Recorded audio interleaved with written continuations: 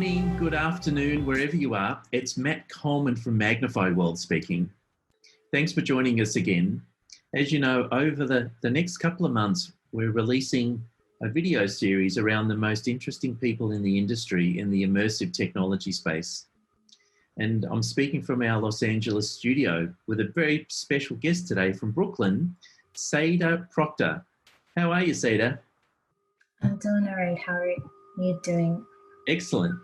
So your company's called ESPI Studios, which is ESPII Studios. I wanted to point that out.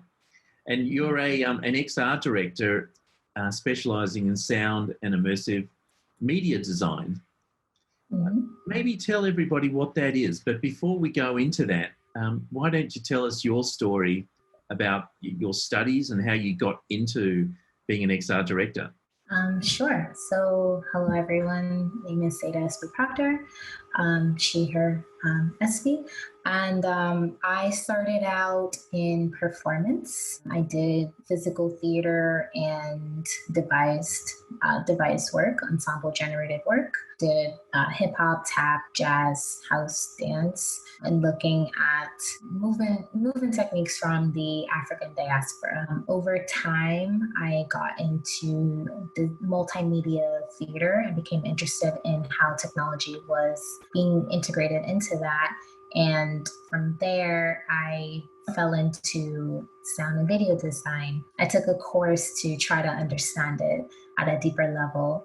And even though my attempt was only to just understand it, to apply it to work, I ended up falling in love with it. And so that's how that came into the fold. My work in theater in college, coming from, physical theater and devised work, really started to turn into dramaturgy. So this new play development, dramaturgy. So really understanding the structure of storytelling as it was in theater. And so being able to understand that structure and then also understand the sound and visual aesthetics that go into it led me into wanting to create more original work. Getting into XR, getting into VR, at first when I was introduced to it, it was, somewhat interesting. But when I took part in workshops and hackathons, I saw the potential to tell stories in this medium. So overall, my practice now is rooted in sound and new media art. And from there, looking into dramaturgy, how these stories are structured, or how sound and visual experiences are structured in terms of narrative, and also in terms of XR, virtual and augmented reality, how to use those technologies, and to understand them fully to be able to create new experiences for audiences. Fantastic. So why don't we go back to what an XR director does and explain what a sound designer does as a definition in your mind, and then we can talk about some of the work that you've been doing in the education market and entertainment markets as well. So can you give me that your definition of what that is? Sure.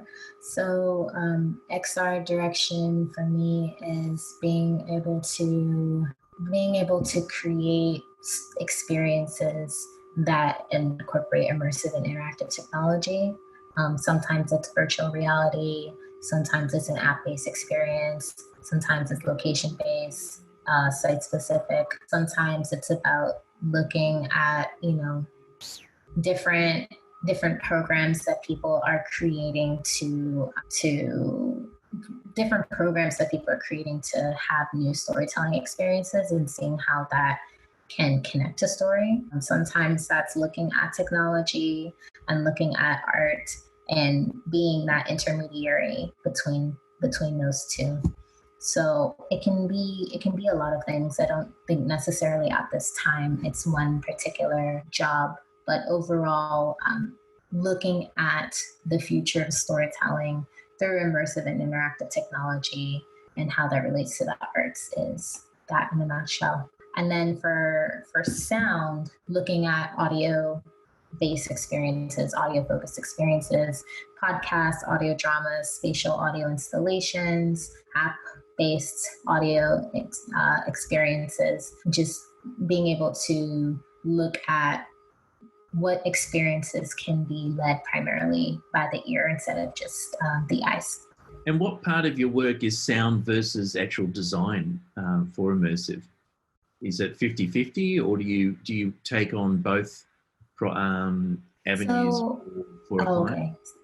So for me, sound is primarily my bread and butter pre-COVID, and strangely during COVID, it still is. But in terms of immersive work, because we are all in this socially distanced world, there's more immersive work that's coming through the pipeline in terms of, how can we tell stories in this kind of space? How can we experiment and play around? What's possible? So those things are starting to happen more now that we're all stuck inside or away from each other. And what sort of industries are you having conversations in? Is it museums? Is it location-based entertainment facilities trying to reopen next year? Is it education, universities, festivals? What's the hot button at the moment during the COVID times for you? Theater artists, musicians, and then also startup tech companies that have an app or a product or an approach and are looking for content to create inspired by or based off of their technology. Excellent. So why don't we go into some of those examples? I know you've been doing, there's a project called the Fresh Ground Pepper Festival. Can you tell us where that is? I know you were doing the spatial sound for that. Can you tell us more around, what's the process and what was the end experience that you delivered for the festival? So for that festival, I worked with my thesis partner, Neycha, and she wrote a play called El Otro Lado del Destino, The Other Side of Destiny. And it was about a family of espiritismos that were dealing with their family past and how to be able to move forward. And so we looked at, for my role, I was a sound designer. And so we looked at particular sounds for each character. The play is presented as a horror play. And so part of that horror is, that there is this spirit that is present, whether on stage or off. And so we had to look at different sound motifs throughout, and finding a particular sound for that character that could stay throughout the play every time they made an appearance, whether they spoke or not. It was that decision was partially inspired by when we did our first reading. I had that sound and I had it, playing mostly when she was speaking, but there was also in the space that we were reading in, there's this music that was playing across the alley, and it was present for most of the story. And, we're all listening to it, and I'm just like, I don't remember adding that, but that sounds pretty good. And so that was partially how we got the idea to be able to keep the sound that would have a large shake when it came in and then be able to sustain itself in an endless loop. The other thing that we did was, because there's a dream sequence in the piece, to play white noise throughout that dream sequence. And so when that dream sequence finally cut off at the end, we took that out of the space and noticed that there was a subconscious shift in the audience of being snapped out of something, similar to a character. So at the Fresh Ground Pepper Festival, we presented a first full reading, and it was a great experience. The play is still under development, and we're all still sorting out, what's happening now. But it was a good experience at the festival. And from the consumer's point of view, is this in experience with a VR headset, or was there an augmented reality experience around it? No, it was online, or it was a live performance that we set up the speakers to have spatial audio capability and to be able to pan the sounds around the space more freely than if it was just, if it was not that way. So that was one of the important things for that process. Excellent. I had another project I wanted to talk to you about, which is more around education, which is a bit of a hot topic. As you know, a lot of the educational institutions are unprepared. Well, everyone is unprepared for what's happened. But this Soul Science Lab soundtrack, 63, I think you call it, is a multimedia musical performance at the Lincoln Center of Education. Can you tell us how that came about and what that is? Sure. So Soundtrack 63 is a musical experience chronicling the Black experience in America. And so there are live musicians, and there's also a visual accompaniment for the piece. And so the visuals were something that was made before I came onto the project, and they had presented it a few times. And before I had officially came onto the project, they had presented it at the Apollo. And so for the residency at Lincoln Center, it was about taking this 18-person performance group and then being able to create I don't want to say truncated, but being able to create a smaller version of a shorter version of the show, a smaller version of the show, truncated. And so, my role as video engineer was to be able to set up the playback system and to have all of the visuals being able to play from beginning to end. It's not like an immersive or interactive experience, but it is a live performance that doesn't encompass visuals. And so, we were able to continue to work on it at Lincoln Center. We had planned to present it more this year, but COVID. So unfortunately, that's not the case. So one of the things that has been on my mind is how to be able to take this type of presentation and be able to incorporate immersive or interactive technologies, how to, incorporate VR, AR. These things are still in thought process and still figuring out how to move about, especially for the future of the performance. So this is something still to be determined.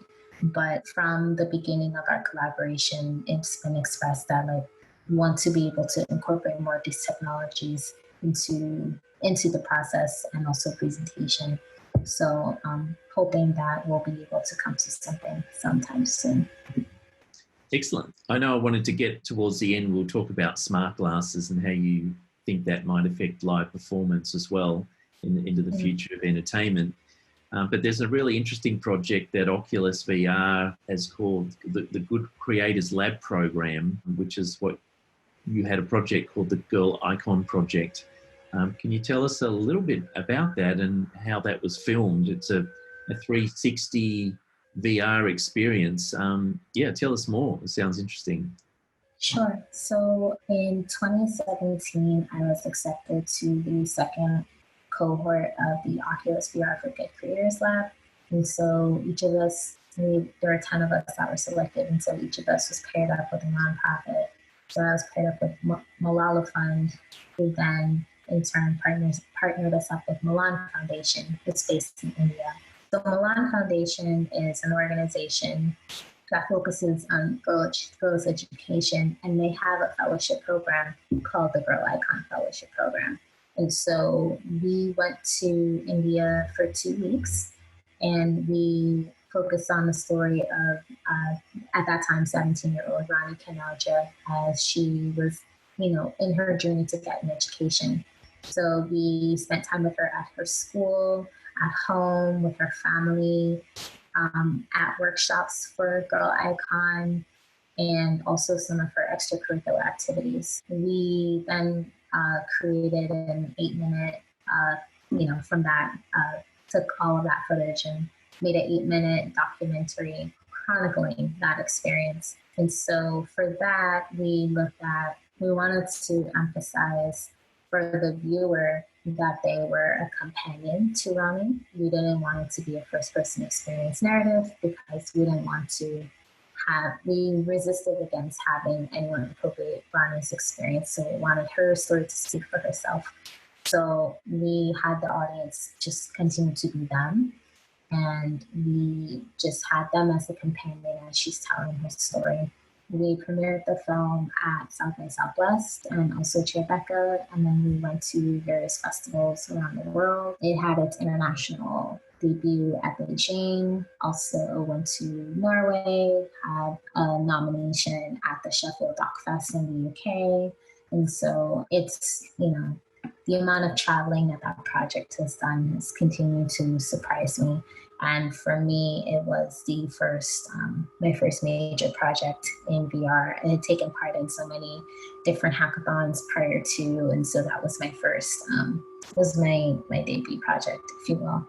And so that really, for me, cemented my desire to continue working in this field.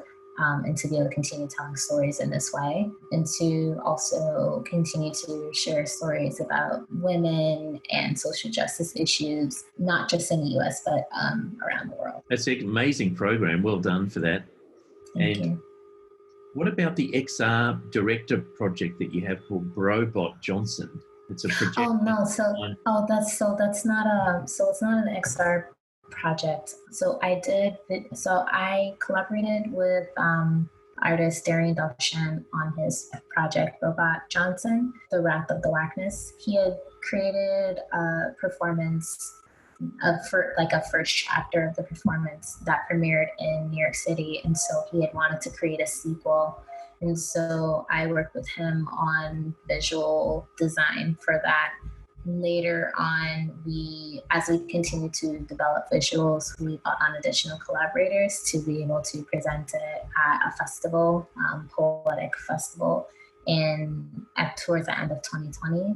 And so we're currently preparing for a residency in November. Now, in terms of what kind of technology we're going to be using to present it in this round, this is something that we are still sorting out. We're Brooklyn based.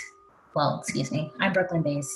They're in Manhattan, but New York is in every state is in a different position with the pandemic, and so it's on a month-to-month of whether we're able to gather in person or if this is something that we have to do online. And so we're looking at what technologies we can use to be able to have a performance for this residency.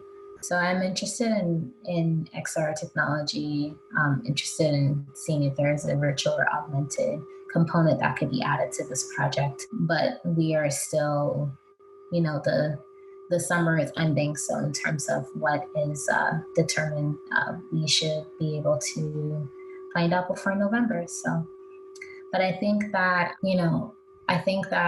the desire to look at what technologies can be used to immerse people into this space is important.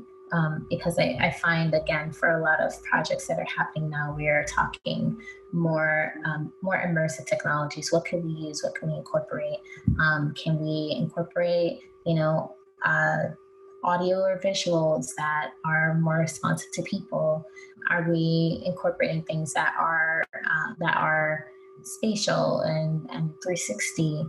Are we incorporating things that can be accessible by phone? Is there a way to create an augmented reality version of these performances? And so these are the things that I'm interested in exploring, because it feels like we are, the world is going to be in this phase for some time, whether people want to admit it or not. And I mean that in the best way. I just being real with it. We're going to be in this for a while. And so because there's a desire for more than just flat interaction between people. And so what can be used to really push it. And so with the experience that I have in these technologies, having the technological understanding of how they work, working with artists who are interested in incorporating these things, and then being able to say, how can we be able to make things like this happen? These are things that I'm interested in. Excellent. And look, I just wanted to finish up on a couple of things here. You're a founding member of XR Entertainment, the advisory group.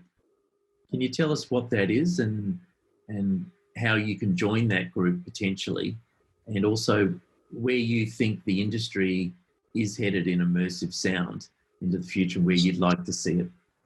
Sure thing. So the XR and Entertainment Advisory Group is part of AIXR, the Academy of International Extended Reality, which is based in the UK but has global membership. It's a nonprofit body dedicated to extended reality in all its forms, virtual, augmented, mixed reality. And there are several advisory groups that can be joined with membership. So the one that I'm in particular is the XR and Entertainment Group. The group's purpose is to be able to look at best practices within the field as it relates to entertainment, whether that's for larger studios or indie studios like myself. And so one of the things that we have come to realize as an industry as a whole is that we are not at the point of standardization just yet. There's a lot of different processes for all different kinds of tools.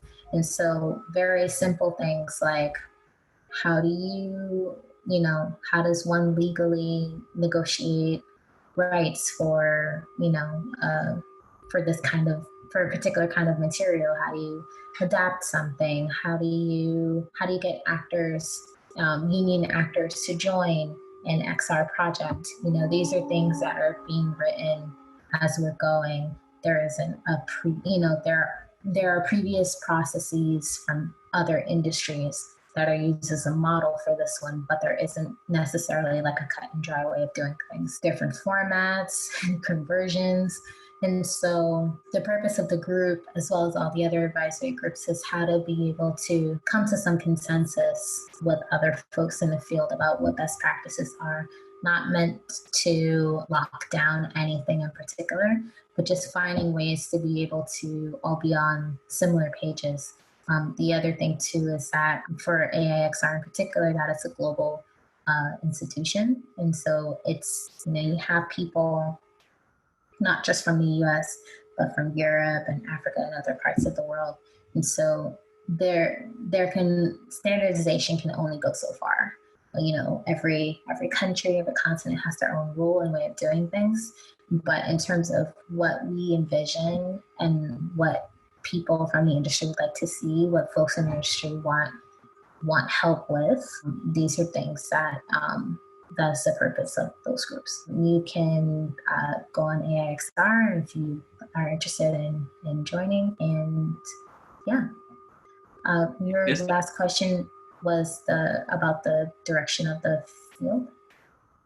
Yep. Yeah, where you see the direction, where you see the future of immersive sound. Oh, immersive sound. I think the future of immersive sound is going to get here a little faster than the rest of the immersive technologies, because when I first started out in spatial audio about 8 years ago, which for me is like a long time, but in the larger scheme of things, it's not.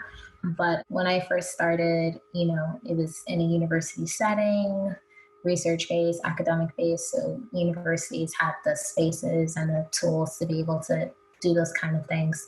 And it took a lot to just be able to put them on headphones. Now you can do spatial audio over headphones, which 8 years ago you could do, but it's a lot more complicated than it is now. Now there's like so many different tools, and things are starting to get more standardized, which is nice. So as we are still sorting out the visual immersiveness for spatial audio, my hope is that even if you're dealing with flat images, you can still have some sort of spatial audio to open up that portal, if you will.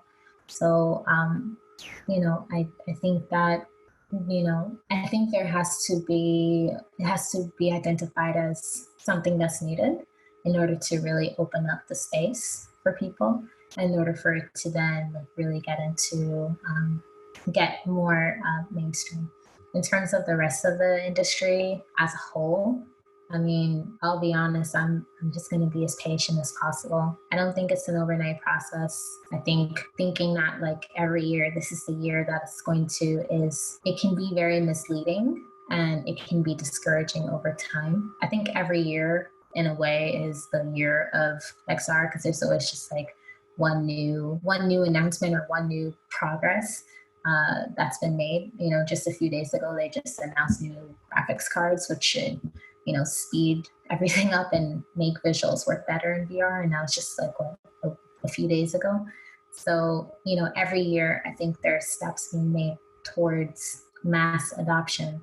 But I think that there's still a lot to go in terms of, you know, who is an audience for VR and whatnot. I think that the field as it relates to people already interested in technology, to gamers, to people who are already storytellers in this space, I think for them it's just continuing to build off of that. But I think that a lot of the field is catered to that audience, which is not the general public. I don't believe in the concept of the general public. I think the general public is made up of many different communities. But I think many of those communities are not kept in mind when we are developing the technology. And so I think we, you know, have ways to go to be able to simplify and modify steps so that we're not taking 15 steps to just, you know, log in or turn something on. And, you know, eventually we'll get there. But yeah, Fantastic. Like to be patient about it. Hey, Sadah, look, thanks very much for joining us today. You've got some really interesting projects in immersive sound and live performance. You've got quite a unique role in the industry, and we don't come across too many people that are concentrating. So, you know, congratulations on your work over the last 8 years. It's been fantastic. And, you know, if anyone wants to find out more about the XR Entertainment Advisory Group, obviously they can find you on LinkedIn as well. Did you want to just finish off by giving yourself a shout out on where they can find you online? Thanks. Sure. So if you would like to know more about me, you can visit my website at sadahsbproctor.com. You can also find me on LinkedIn. I also have a project-based social media at SB Studios. You can look for that on Instagram. In terms of Twitter, it's a combination of VR and other things. So if you're interested in just chatting, you can find me at Lady SB. It's not necessarily industry focused, although industry mentioned. Yeah, Facebook, no. But you can find me on other platforms. Fantastic. Well, I'm sure they can track you down from those points. Hey, look, you have a great afternoon. And once again, thanks very much for joining us today. And we'll be in touch very soon. Thanks very much, Sadah. Thank you.